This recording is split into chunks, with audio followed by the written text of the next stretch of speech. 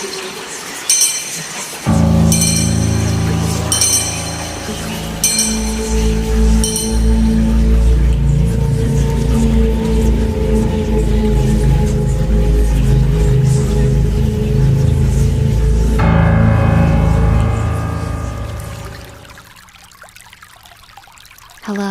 wherever you may be listening. Welcome back to The Curse. Previously, we sat with Makchik Khadijah, her voice confessing hidden doubts and unspoken truths, a debate of faith and despair that left none of us untouched. Tonight, the story deepens. In this chapter, we follow a woman few dare to name, a lady assassin, her weapon not a blade, but the cold eye of a sniper rifle. No one truly knows where she came from, or who she answers to in the darkness. Adjust your volume, let your guard down, and remember, sometimes the ones we fear most look just like us. This is episode 8. The Curse continues.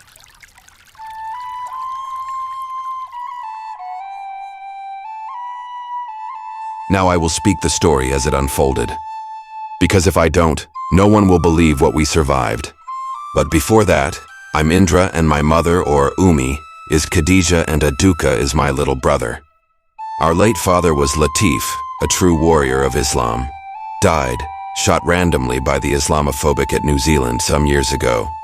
May Allah bless that country with good soul for letting my father or Abi died as a martyr. Now let's get to the story. The shrink was never a place of safety, only a place where liars and broken people pretended to heal. And yet for a moment, we almost believed the lies were behind us. I remember the first shot, how it broke the day like a curse. The glass exploded around Agent Tobias as he shouted for everyone to take cover. Before any of us could react, more bullets came, fast, precise. They weren't trying to scare us. They came to unalive us. Stephen Chow was the first to fall. The exorcist priest who once claimed he had seen demons. He never saw this one. A single shot took him through the throat. He tried to speak, but only a wet rattle came. Then he was gone. Hubert did not run. Even as more glass shattered and the air filled with choking dust, he reached for Umi. I saw him lift her, shielding her body with his own. 3 bullets hit him. He gasped, but he kept moving, dragging her behind an overturned couch. I remember the way Umi looked at him, her eyes wide, her mouth open in a silent prayer. Hubert was bleeding out, but he still whispered, "You have to live." Those were his last words. A man who once loved whiskey more than faith, and yet he died as a protector. Unfortunately, his life ended at his old house, this same old bungalow he formerly owned. Perhaps it was the curse of his son Dave, who took his own life right here, in this house. The very house Dr. Norman has taken over and turned into his fortress. But unlike his son Dave, Hubert left the world as a noble hero, a true warrior to his last breath. Jason Leo tried to reach Cynthia Kartika. However, she wouldn't move. She had frozen, hands over her head, whispering verses she had never truly believed. Jason crawled to her, calling her name. A bullet tore into his shoulder, but he still reached for her. Then the second shot struck him clean through the heart. His body fell across Cynthia's lap. His blood pooled around them both. And still, Cynthia did not move. Only when she looked down did she begin to scream. And that was her last scream on Earth. Agent Tobias was shouting, commanding us to hide. Jahangir had pulled his battered Quran against his chest, as if the pages could stop bullets. Another shot cracked. Jahangir jerked back, blood spurting from his side. His eyes fluttered and he sagged to the floor. I could barely think. My hands shook as I pull out my kris. I knew if we didn't act, every last one of us would die. Agent Tobias locked eyes with me. He nodded, even as blood poured from his own wounded arm. We both knew what had to happen. He rose in a crouch, drawing fire away from me. Jahangir, half-conscious, lifted a hand as if to shield him. More bullets exploded around us. I counted the shots. I knew there had to be a pause while the shooter reloaded. When the pause came, I leapt from cover. I ran across the room, heart thundering so loud I thought it would burst. I smashed through the broken doorway and into the nearby bushes. The jungle covered in foliage beyond the clearing, but I could feel the presence there. Cold, patient, watching.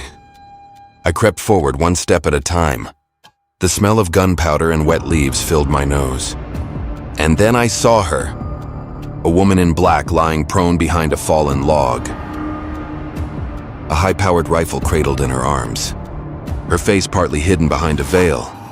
I raised my weapon, just as she turned her head and looked straight at me. Her eyes were calm, too calm. She lifted a small silver object to her temples. A soft click, then a hollow pop, like a cork pulled from a bottle. Her body collapsed, blood and brain matter spattered on the leaves. It was over.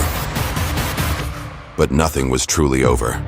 I guess she was a real professional sharpshooter, but had never trained herself to become a combat fighter. I stared at her face, and even then in death she looked almost peaceful.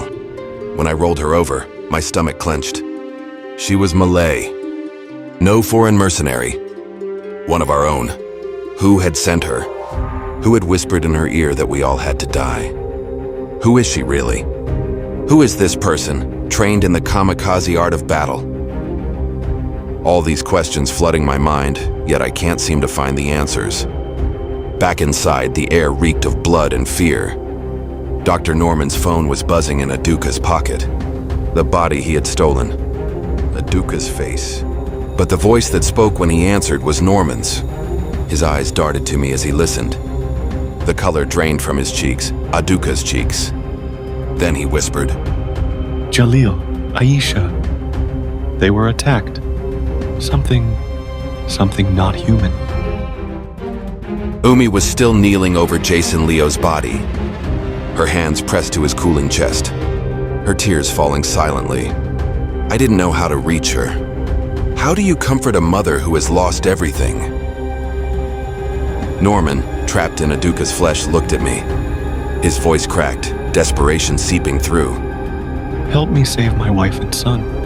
I swear to you, Indra, by all that's holy, I will find who sent this assassin. But first, help me save them. Agent Tobias was pale, his arm bleeding profusely. Jahangir lay groaning beside him, clutching his wound. They were still alive, but barely. I turned to Umi, her face lifted, tears shining. For a moment, I saw all the grief of this cursed century in her eyes. She nodded, once, silent consent. Before we left, Umi whispered final prayers over Jason, Leo, and Hubert. She touched their faces, one last blessing. Then she rose, shoulders squared. There would be time for mourning later, if any of us survived. Nandini and Pravanesh appeared in the doorway, their faces gray with shock. They didn't argue when I asked for their car keys. Only pressed them into my palm. We'll tell the police you were never here, Pravanesh said. He swallowed hard. Go.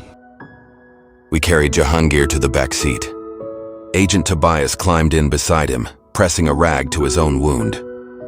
Norman, still wearing Aduka's face, sat in front, staring at his hands like he didn't recognize them. As we pulled away, the blue lights of approaching sirens flickered through the trees. But Nandini stood in the road waving her arms, buying us precious seconds. Then we were gone, slipping out through the rear exit, swallowed by the dense jungle of Kuala Lumpur, just as the police car approached the front. Driving in the opposite direction, we vanished unnoticed, headed straight for Norman's house.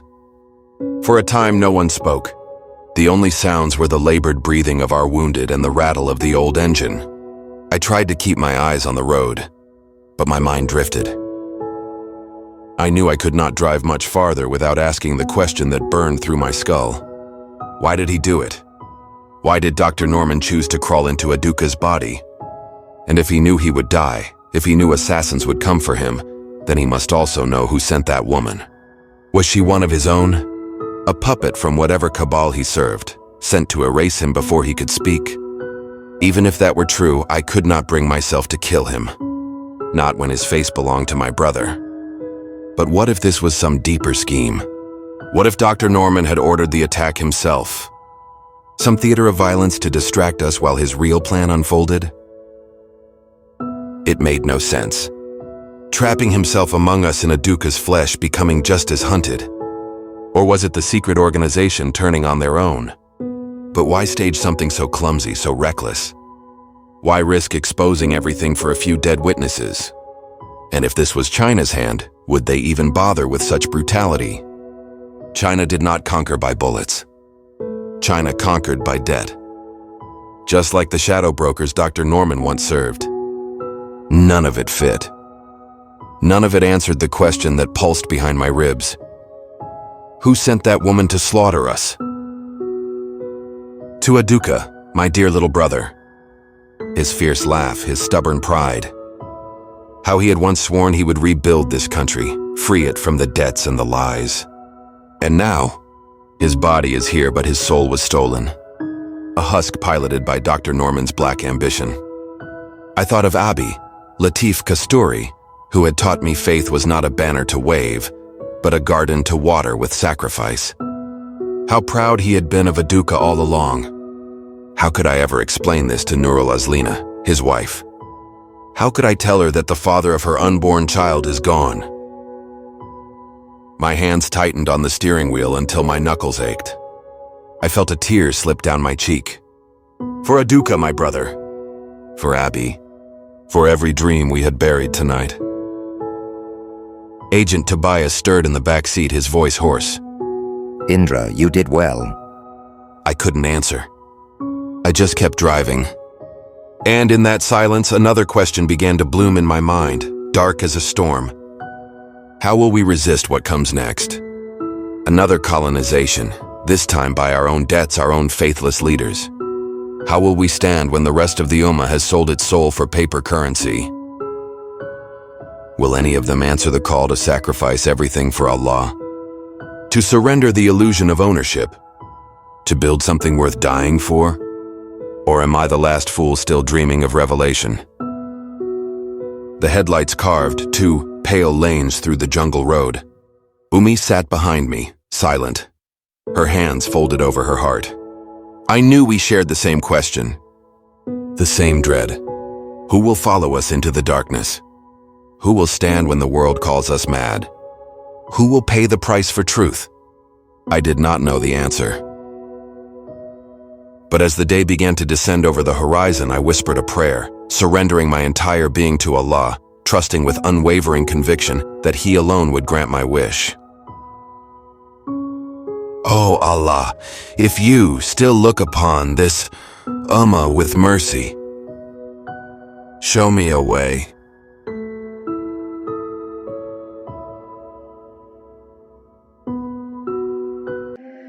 Before you go, I invite you to share this story with someone who still believes in the power of faith, or someone who has sworn it off forever. Please like this video if it unsettled you, comment below with your thoughts or your own encounters with the darkness, and subscribe to Haunted Burrow so you never miss the next descent into the unknown. And if you dare, share this episode with a friend who thinks they're safe from nightmares. Until we meet again, sweet dreams, and even sweeter nightmares.